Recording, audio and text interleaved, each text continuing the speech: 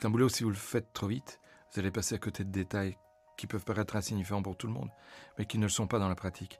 Donc la patience, franchement, sur le terrain, elle s'apprend. Et comme ça fait partie intégrante du métier que d'être patient, je ne peux pas faire autrement que de l'être, et c'est même pas me faire violence. Ça fait 24 ans que je suis prof d'UNIF, ça fait 24 ans que les étudiants m'apprennent à leur enseigner. Parce qu'en fait, c'est vraiment eux qui nous apprennent. Hein. On voit dans leurs yeux s'ils comprennent ou s'ils ne comprennent pas. Surtout, on voit à l'examen s'ils ont compris ou s'ils n'ont pas compris. Mais si vraiment le taux d'échec est trop élevé, ça veut dire que j'ai mal expliqué.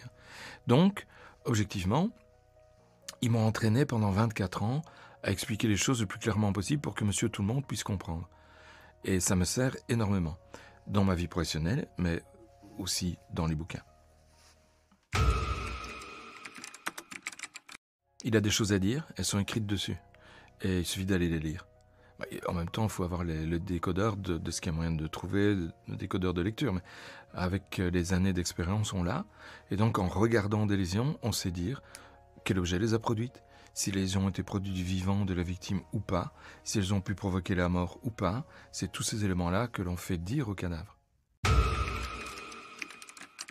Mettre ses mains en poche et regarder. C'est la première chose à faire. Les mains en poche, comme ça on ne les dépose pas n'importe où. Et on a bien conscience qu'on est sur un lieu auquel il ne faut pas toucher, il faut perturber le moins possible. Je fais le tour de la pièce, je regarde tout ce qu'il y a moyen de voir en fait, et puis sans rien toucher. Et puis je m'adresse au corps, et là je regarde comment je vais faire pour l'examiner. Je regarde s'il y a déjà des éléments suspects ou pas. Et puis ensuite, je commence l'examen après avoir mis une paire de gants, etc. évidemment. Et dès que je trouve quelque chose de suspect, quand il y a quelque chose de vraiment suspect, on s'arrête, on prévient le parquet, la police débarque, la police judiciaire débarque, la police est déjà là, c'est la police judiciaire qui arrive, ou la brigade judiciaire, les magistrats, le labo, les experts, tout le monde débarque, parce qu'il y a quelque chose de suspect sur le corps. Être un enquêteur, non, mais participer à l'enquête, oui, ça c'est certain. Avoir une idée préconçue. C'est le pire, parce que si vous avez... Moi, je fais ça de temps en temps, je fais un pari. Je vois le corps et je fais un pari sur la manière dont il est mort. Mais je le fais dans ma tête, pour moi tout seul, et puis voilà, c'est un petit jeu, quoi.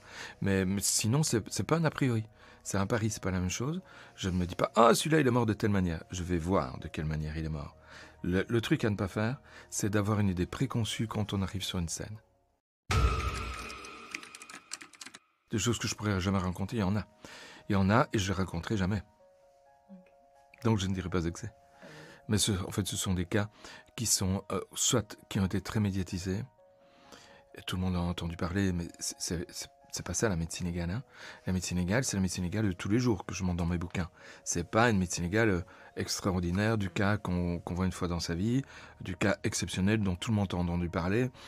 Je ne parle pas de l'effondrement des immeubles de la rue Léopold à Liège, des 2 attentats djihadistes liégeois et toutes ces histoires liégeoises que j'ai connues, que j'ai traitées, parce que ce serait faire du sensationnalisme. C'est un mot que j'ai toujours beaucoup de difficultés à dire, et c'est pas le but.